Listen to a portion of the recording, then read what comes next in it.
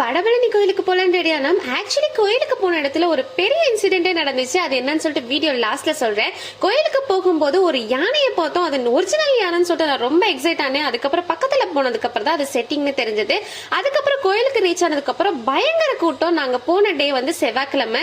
இந்த கூட்டத்துல கண்டிப்பா முருகரை பார்த்து தரிசனம் கிடைக்காது, நம்ம எல்லாரும் ரிட்டர்ன் கிளம்பிடலாம் அப்படின்னு சொல்லிட்டு பேசிட்டு இருக்கும்போது திடீர்னு ஒருத்தவங்க வந்து எதுக்கு வந்துட்டு ரிட்டர்ன் போறீங்க, இந்த சைடு போங்க, கொஞ்சம் ஆளுங்க சேர்ந்ததுக்கு அப்புறம் கண்டிப்பா உள்ள வச்சுவாங்க, அங்க லைன்ல நின்று போங்கன்னு ஒரு அம்மா சொன்னாங்க.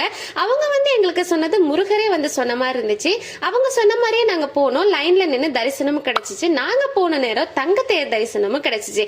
சாமியை நல்லா கும்பிட்டு வெளியே வந்து பார்த்தா என் அண்ணனோட 2000 ரூபாய் ஷூவை காணோம்.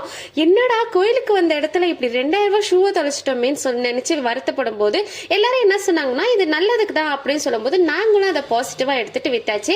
வரவழிலேயே ஹோட்டல்லயே சாப்பாடு வாங்கிட்டு வந்து சாப்பிட்டாச்சு. மறக்காம என் ஐடியா மட்டும் ஃபாலோ பண்ணிருங்க.